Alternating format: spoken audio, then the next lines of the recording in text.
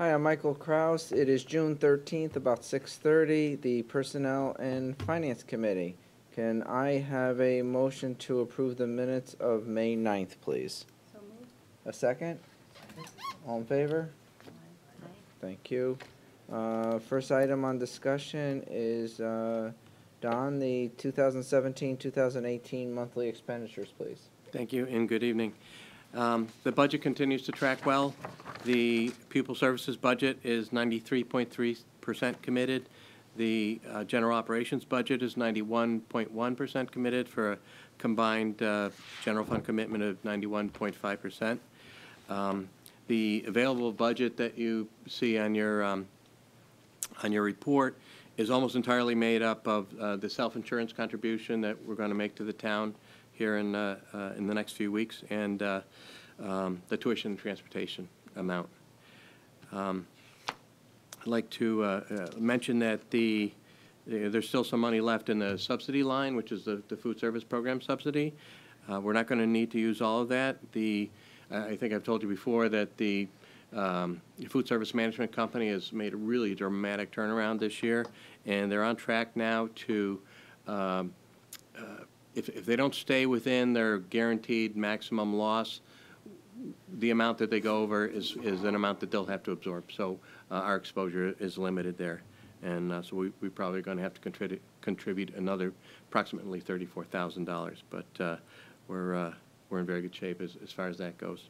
And while I'm speaking about the contract, we did complete the request for proposals process and went through a rigorous ranking of, there were only 2 proposers, but we went through a very extensive review of both proposals, and Chartwell's was the better by far financially.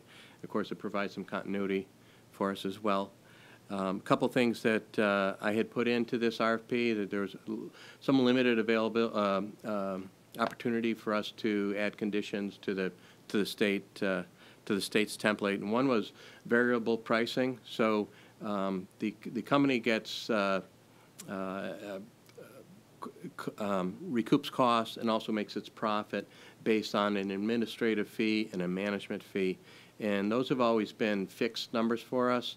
I specified that they be variable pricing on a per meal basis to provide them with some incentive. So the more food they sell to our students, the more money they make. So that seemed like a reasonable thing. And I also required them to specify how they would include worker input into their program decisions, because that's something we've heard some criticism about. We were absolutely stunned when we opened their proposal.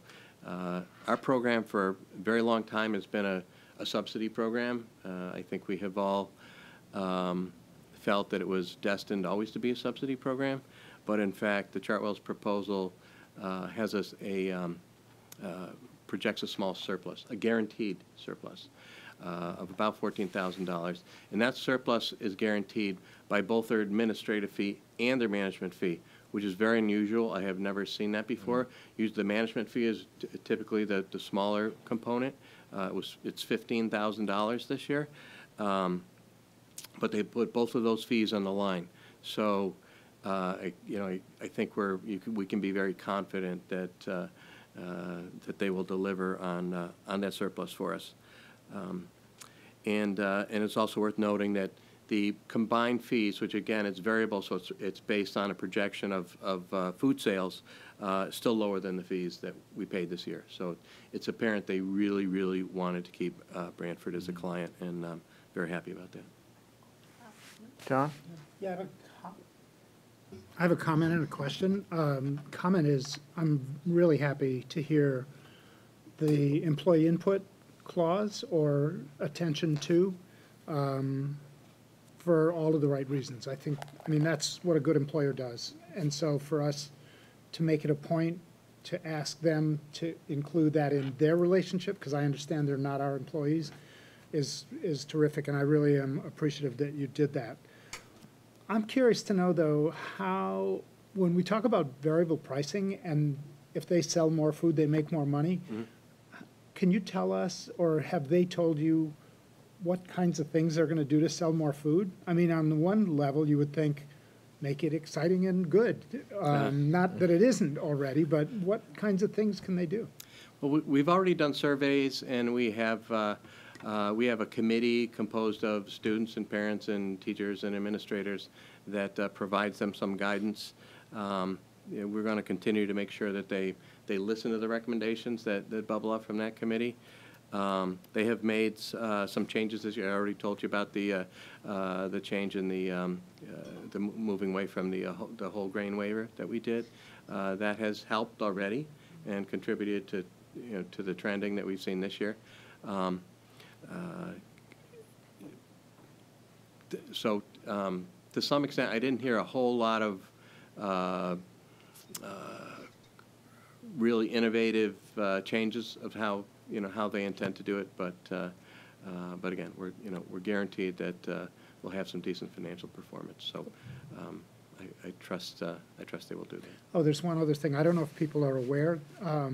Over the years, they've spent hundreds of thousands of dollars to equip our kitchens, if I'm not wrong. Is there anything in this current arrangement to continue that? There's not. So those hundreds of thousands of dollars, ultimately we paid for that. The program paid for it. It wasn't a donation, but we certainly have been part of that. The most recent upgrade we did was at Sliney Cafeteria. Mm-hmm. It's brand spanking new. It's a really nice serving line. Mm-hmm. But I did not include that in this particular proposal. Thank you. Do you, Don, do you anticipate that regarding the lunch, the costs, a couple of times every other year or so, they come to us and say about increasing it from $225, $235, whatever it is right now. Are you anticipating that coming before us at some point? So I would Yep. come to you and do that. I think we can go another year. We have not had a price increase in quite a while. The RFP was based on us maintaining the same lunch prices that we currently have. But I suspect that next year I'll probably have to ask you.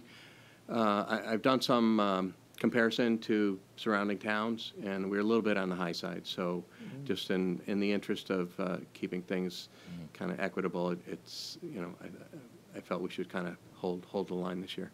Thank you. Any other questions? All right, thank you, Don. Charles? Okay. Google Drive contains this month's tuition and transportation report. There is a little difference this month. I normally freeze the report on the first of the month for consistency. Given that this is the last board meeting for this fiscal year, I froze it actually on the 11th. So the expenses are more up to date than they typically would be if I froze it on the 1st. So that just gives us more confidence in the numbers. So tuition expenses totaled so far $2.3 million. That represents a slight increase of $20,000 from last month. That was kind of expected on my part based on some students moving into the district potentially. Transportation expenses totaled $692,000 last month. That represents a slight increase of $6,300. Our combined expenses totaled approximately $2.95 million against a $3 million budget. That leaves us with the fund balance projected for the end of June, $56,035. There's going to be a little bit of adjustment there. We're out of school, but students for whom we are fiscally responsible who are out of district, field trips still happen in some of these schools. Specialized transportation still needs to occur. We've captured the tuition expense as well. Some adjustments in transportation, albeit not significant, will happen for the final report, but we are in excellent shape and our fund balance will be in that area. Any questions? All right, great. So, Thank you. thank you. Dawn? I can't find the document, so excuse me if it's written in there. How much of the budget represents out placements, students who are not in our school?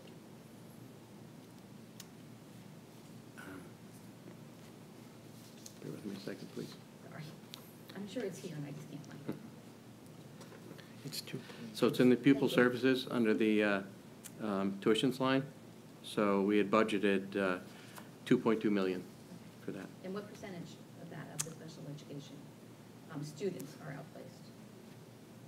Percentage that are outplaced, approximately 2. Oh, It's a low number. It We're is. within the Right. average with the State Department. Yeah. Mhm. Yeah, that's one, we haven't had any issues with State Department of Education relative to outplaced numbers being above what they expect for a district of our size and order. great, thank you. Yes, I Al? just want to commend you for Yeah. having Thank you. the extra money. I don't know how you do it, but It's anxiety I only producing. did it once. It's really working collaboratively with central office leadership, making sure that we're ongoing communication, make sure the money is there. And really, I have to give it to the administrators and the teachers. They work hard at really being creative and innovative to try to keep kids in district. I mean, this is their home. This Yep. is their neighborhood, and they need to be here as much as possible. For the students who require more services, Branford consistently gives them that, whether in district or out. When a student requires that out-of-district placement, they're given it. But also, students come back to us because we have good infrastructure that can bring them back. A lot of other districts don't have that opportunity. I'm glad we do, and the board's always supported that. So, Well, I commend you. thank you. Yeah, and I ditto that too, Charles, because that's been a big thrust in what you and the rest of the team have been trying to do, especially over the last 4 years, and I think there's been an improvement each year, and it shows. And especially if the kids are being able to be part of our population, I'm sure they're enjoying their in-school experience a lot more than having to be able to go somewhere else. Yeah. And Don, too, while we're on finances, thank you for a great year. You juggle a lot of different things for us, and it's always nice to come in within budget. As we all know, there are some school districts somehow that don't. Well, I couldn't do it without Charles's assistance. Well, again, not to get mushy, it's just thank both of you. I mean, we really do appreciate all your efforts. Along that line, you've always supported the innovation, and you might have seen something recently posted in Branford Public Schools looking for a school marriage and family therapist as a position. That's the kind of innovation that the board has embraced and that our principals have embraced. Some of the leading indicators in the district are more kids have anxiety, more kids are suffering from depression, there's more cutting. And it's a national trend, it's a local trend as well, and we're following that. We're trying to really build our infrastructure so we have the right kind of personnel to help support families, really be liaisons to the community, and that's a special talent. School counselors, they have their special focus and talent. School psychologists have theirs, social workers have theirs. This is a more robust way of building a team that looks at students from that family systems perspective, because many times that's where that need is. And the board, again, is supporting this innovative thinking, and Mr. Panagoulias and I have collaborated all year trying to come up with ways of addressing that leading indicator, and this is an opportunity for us. So, Well, John? I know we've been hearing about this. I'm not sure how many we're looking for. Is there one per building? Is there one per level? yeah, right now, it's sort of, we're looking at it just for Branford High School. We're trying to start at that point. You don't want to jump in too fast because it is a new way of doing business. First of all, there's not a lot of people certified to do that. It's a special State Department of Education certification. But also, we want to feel it out to make sure that we do it well. The concept is great, but there's concept and practice. You got to get them to merge together in a way that works. And then we can always, if it's successful, build off that momentum to bring it to the next levels over time. And try to make it a zero-sum game as adjustments happen with the kind of personnel changes that happen. So, Thank you. yeah, thank It's you. very exciting that, that our district, we are looking at leading indicators, and we are not necessarily always responsive, but we are proactive. And I think this is a perfect example of that, as well as what we did with the transition coordinator. That's right, a few what we years did back. with our ABA program. Yeah. So there are things, and what you'll hear even this evening with our coaching model, these innovative pieces that are supported by the board and that are tied into a systems way of thinking really yield very, very good outcomes for children. And I'll say this, I say it all the time to Anthony, I'll say it all the time to Rachel.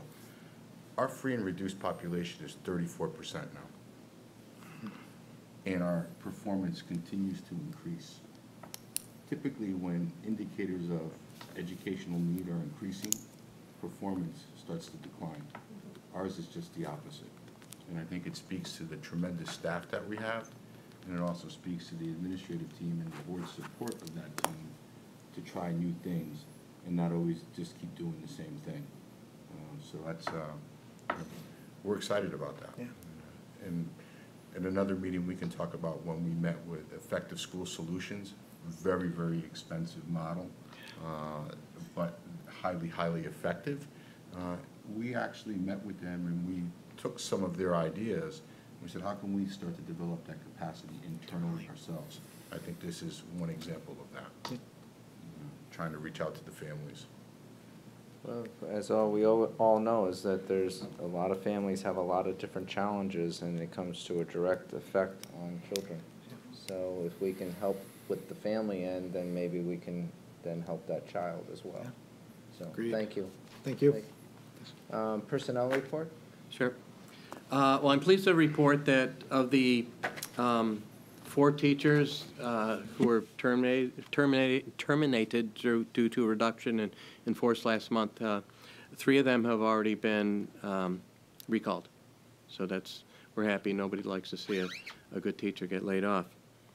On a less happy note, as you may have noticed in the report, our payroll coordinator has resigned. She has gone to a nearby district for a non-union position that pays a wage that's really much more competitive with that type of position and the particular skills that's required. So that's really brought a lot of focus, my attention in particular, on the payroll function. Outside of the classroom, it's arguably one of the really most critical functions that we have. Our systems have become increasingly complex. Human resources, payroll, and last year we installed the electronic timekeeping system.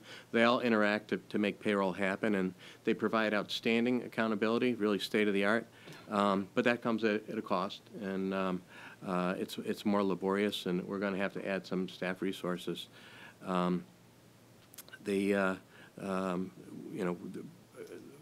I envision that we will, by doing so, we will be able to cut back on some overtime and also repatriate some tasks that we have outsourced.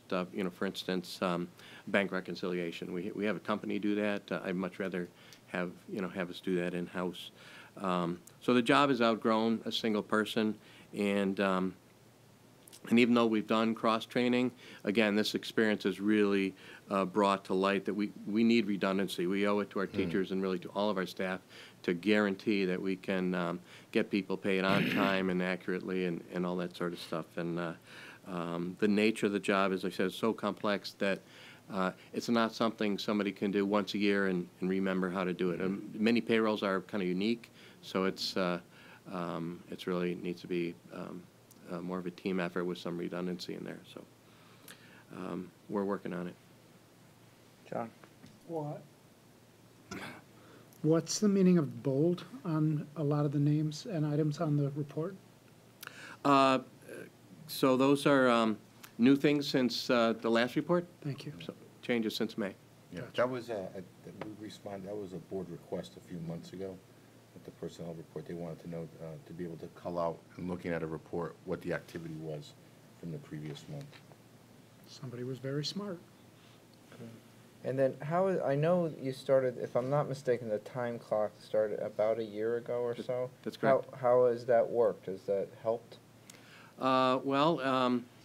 As I've learned in other districts where I've implemented time, and I must say, Dr. Buono really was the impetus for the time clock project, but I came in at the very tail end. But we always find out things that we didn't really know when we were using paper records of who's here and who's not here and those sorts of things. So again, as I said, there's some really solid accountability and an audit trail. But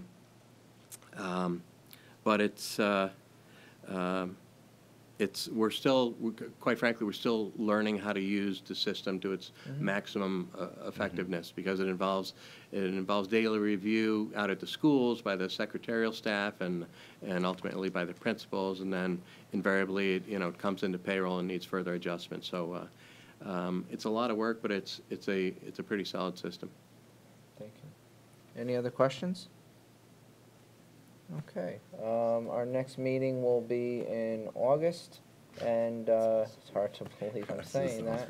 And so can I have a motion to adjourn, please? So moved. A second? All in favor? All right. Thank you. Thank you, Oh, Charles. so the next, Thank you, Don. the next regular board meeting.